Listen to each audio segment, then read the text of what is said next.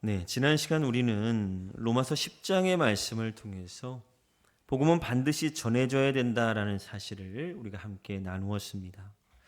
복음은 모든 사람들에게 필요하며 하나님은 그 복음을 사람을 통해서 전하신다라고 하셨지요.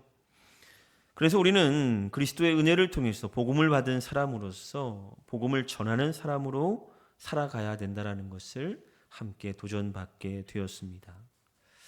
자, 그런데 여기서 이제 한 가지 질문을 받게 되지요. 그럼 과연 하나님께서는 어떤 사람을 사용하시는가냐는 거예요. 우리는 선교를 이야기하거나 헌신에 대해서 말을 하거나 혹은 사명에 대한 이야기를 들을 때면 때로는 종종 부담을 느끼게 됩니다.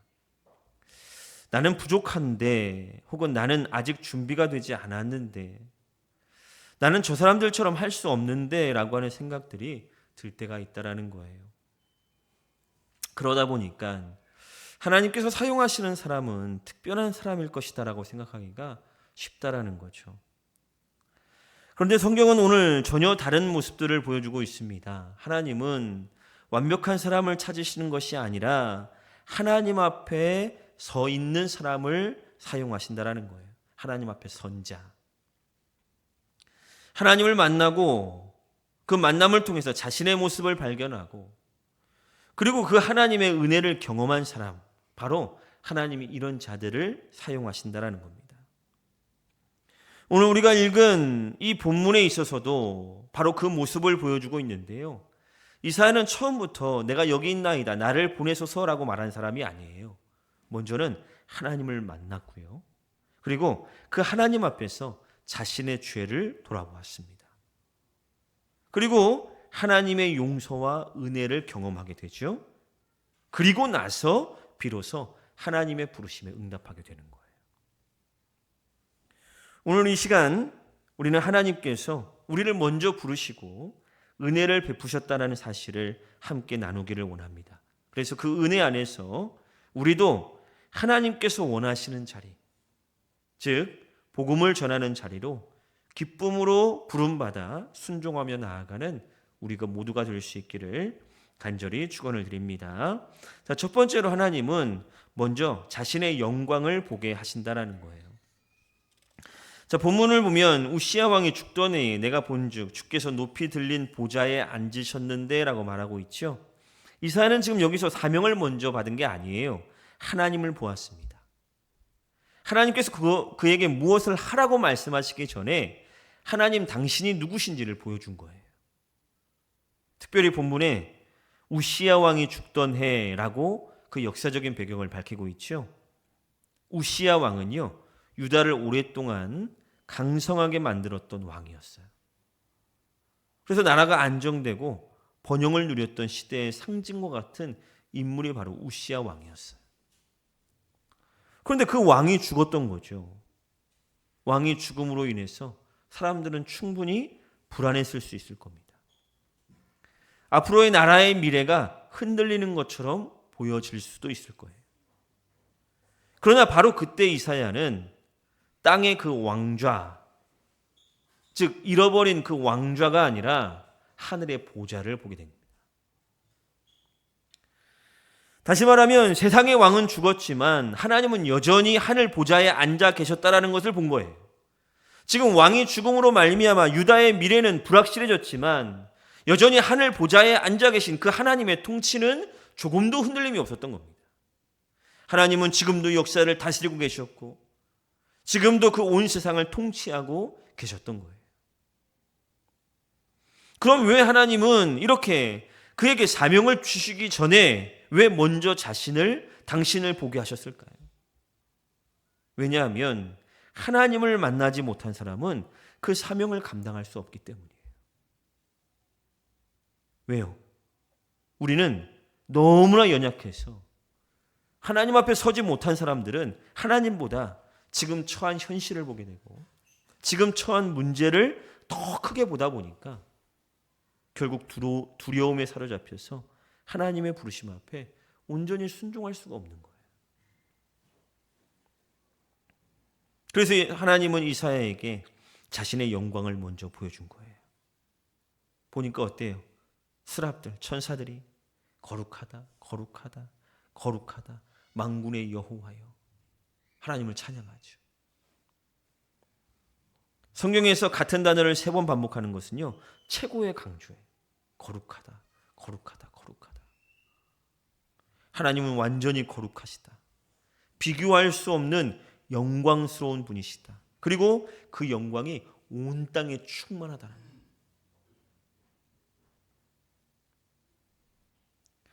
성도 여러분, 우리의 사명은 이렇게 하나님을 아는 데서부터 시작됩니다. 하나님의 영광을 보지 못하면 우리의 사명은 때로는 부담이 되고 때로는 의무감으로 다가올 수 있습니다. 그러나 하나님의 영광을 본 사람은 다른 거예요. 하나님이 얼마나 크신 분인지, 하나님이 얼마나 영광스러운 분이신지를 알게 되면 자연스럽게 하나님이 원하시는 뜻에 관심을 갖게 되는 거예요. 하나님이 나를 통해서 무엇을 원하시는가? 그게 사명이죠. 오늘 우리에게 필요한 것도 마찬가지입니다. 우리의 시선이, 우리의 사고가 현재의 문제와 현실에만 머물러 있다고 한다면 우리는 쉽게 낙심될 수밖에 없어요. 그러나 보좌에 앉으신 하나님을 바라보면 힘을 얻는 거예요. 이 세상은 여전히 어지럽고 경제는 회복되지 않고 외교적인 문제는 점점 더 어려워져 가고 있지만 하늘 보좌에 계신 하나님은 여전히 이 땅을 통치하고 계시고 여전히 살아계시고 여전히 영광스러운 분이시기에 그 안에 소망을 갖고 우리의 사명을 감당할 수 있는 겁니다. 그러므로 그 하나님의 거룩하심과 영광 앞에 서는 하나님의 사람들이 되시길 바랍니다. 예배 가운데 하나님을 만나고 말씀 가운데 하나님을 알아가고 그렇게 하나님이 얼마나 크신 분인지를 더 깊이 있게 깨달아야 우리는 그 하나님을 아는 만큼 순종하고 그 하나님을 아는 만큼 그 사명을 감당할 수 있게 되는 거예요. 세상의 문제와 염려 앞에 그 모든 것 내려놓으시고 하늘 보좌에 높이 앉아 계신 그 하나님께 우리의 시선을 두어 더 깊이 하나님을 신뢰하는 가운데 믿음으로 나아가는 우리 모두가 되기를 간절히 축원을 드립니다. 자, 두 번째로 하나님께서는 은혜를 입은 사람들을 사용하신다라는 거예요. 이사야는 하나님의 영광을 본 후에 또한 가장 먼저 무엇을 보았습니까? 세상의 문제가 아니었어요. 유다의 죄악도 아니었습니다. 바로 자기 자신을 본 거예요.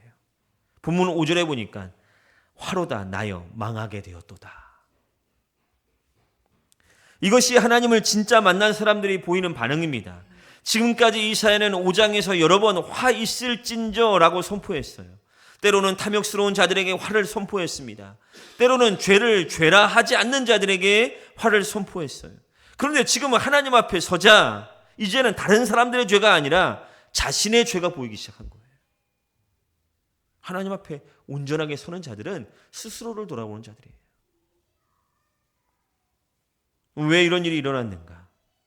하나님 앞에 서니 그 하나님의 영광을 보니 하나님의 그 거룩하심을 볼 수 있었기 때문이에요.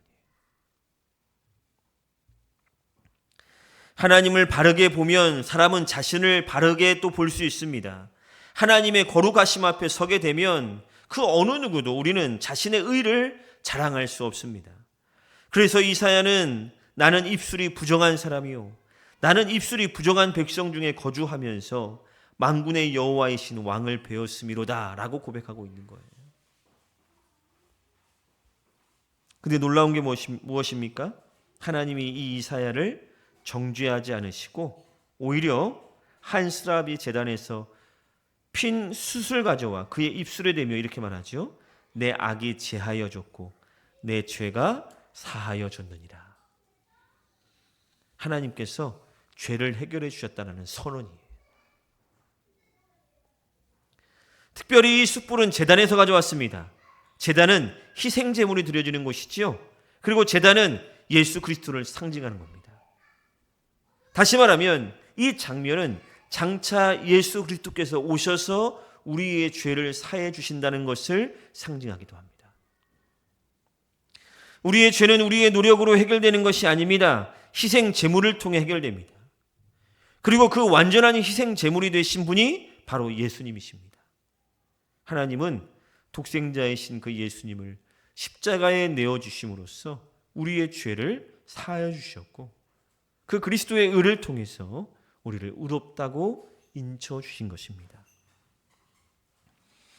성도 여러분, 하나님께서는 은혜를 경험한 사람을 사용하십니다. 하나님은 죄 없는 사람을 찾으시는 것이 아닙니다. 죄 사함을 받은 사람을 사용하십니다.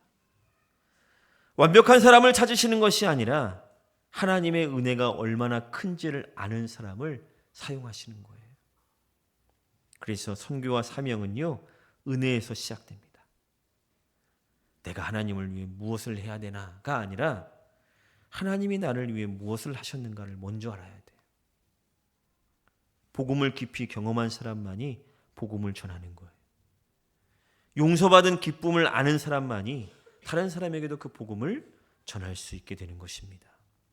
그러므로 무엇보다 십자가의 은혜를 붙드십시오. 하나님이 나를 어떻게 용서하셨는지를 기억하십시오. 날마다 십자가 앞으로 나아가 그 은혜를 새롭게 붙드시기 바랍니다.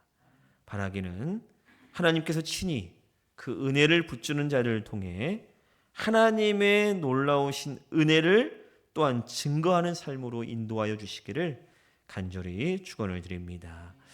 마지막으로 하나님께서는 은혜를 입은 사람을 또한 보내신다라는 것이에요.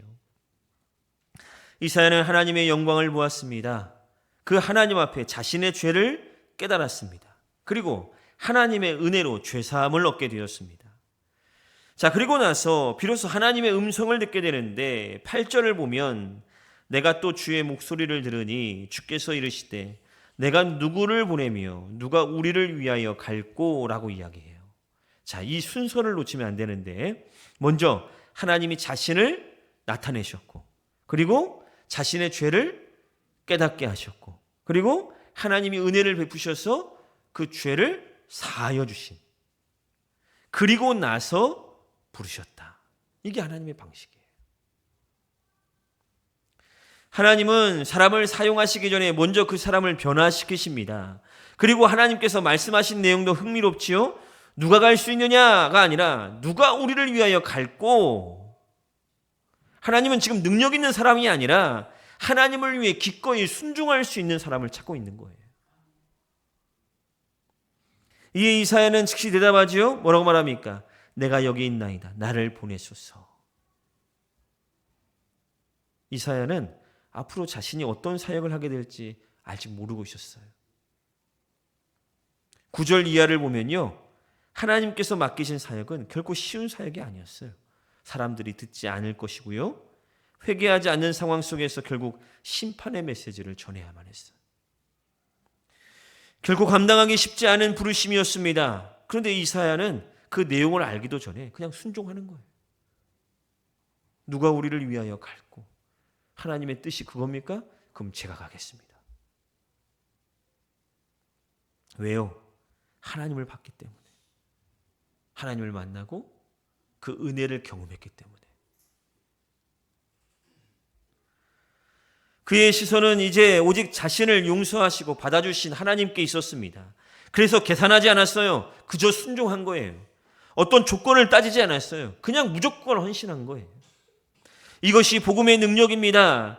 율법은 사람에게 부담을 줄 수 있습니다. 그러나 복음은 사람을 움직입니다. 의무는 사람을 끌고 가지만 은혜는 사람을 자원하게 만듭니다. 그래서 하나님께서는 억지로 떠밀려가는 사람들보다 정말 은혜에 감격하여 순종하는 사람들을 부르시고 보내시는 거예요. 오늘도 마찬가지 아니겠습니까? 하나님이 특별한 사람만 부르시는 게 아니에요. 하나님의 은혜를 경험한 모든 성도들. 하나님께서 맡기신 그 자리에서 하나님을 위해 살아가도록 하나님이 부르시는 거예요. 그러므로 우리는 각자 하나님께서 내게 베푸신 은혜가 얼마나 큰가를 날마다 상고하고 기억해야 됩니다. 그리고 하나님께서 사용하시기를 원하실 때, 나를 부르실 때에, 나를 보내시기를 원하실 때에 그 어떤 핑계보다 순종으로 응답할 수 있어야 돼요. 못합니다. 안 합니다. 안 됩니다. 이런 거 말고 하나님의 뜻이 그렇다면 가겠습니다. 하겠습니다. 감당하겠습니다. 하나님의 은혜를 잊지 않고 살아가시길 바랍니다. 그리고 그 은혜에 감격하여 기쁨으로 순종하는 사람들이 되시기를 바랍니다. 그래서 우리의 입술에서도 내가 여기 있나이다. 나를 보내소서 함께 고백되어서 하나님께서 하나님의 나라를 위해 우리를 사용하심으로 말미암아 귀히 쓰임받는 저와 여러분들 되시기를 주의 이름으로 축원드립니다. 말씀을 맺겠습니다. 하나님께서는 이사야에게 먼저 자신의 영광을 보게 하셨고 그 거룩하심 앞에 자신의 죄를 깨닫게 하셨고 은혜로 죄를 사하신 이후 사명의 자리로 불러주셨습니다. 생각해보면 우리가 예수 그리스도를 믿게 된 것도 하나님의 은혜 때문이었고 지금까지 우리가 신앙생활을 해온 것도 하나님의 은혜 때문이었습니다. 하나님께서 우리를 찾아오지 않으셨다면, 우리를 용서하지 않으셨다면 우리는 결코 하나님 앞에 설 수 없는 그런 사람들이었을 것입니다. 그러므로 하나님께서 나를 위해 행하신 일을 아는 사람만이 하나님을 위해 살아갈 수 있다는 사실을 기억하면서 우리 모두가 그 하나님의 은혜에 감격하여 기쁨으로 순종함으로 하나님의 부르심 앞에 나아가는 신실한 주의 종들이 되기를 간절히 축원을 드립니다. 아멘.